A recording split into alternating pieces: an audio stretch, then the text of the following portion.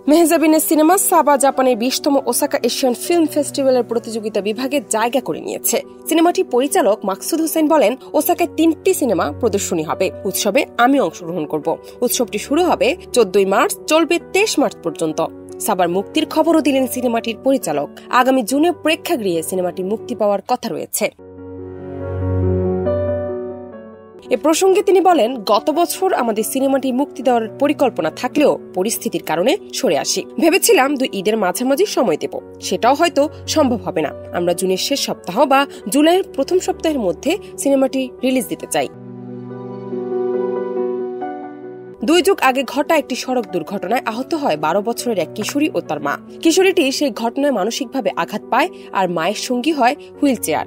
এই দুর্ঘটনা পরবর্তী পরিস্থিতি নিয়ে নির্মিত হয় সিনেমাটি। সিনেমাটি কেন্দ্রীয় চরিত্রে অভিনয় করেছেন মেহজাবিন চৌধুরী আর মায়ের চরিত্রে অভিনয় করেছেন রোকেয়া প্রাচী। গুরুত্বপূর্ণ আরেকটি চরিত্রে রয়েছেন মোস্তফা মুনোয়ার। জান্নাত নিপু, দেশ রূপান্তর।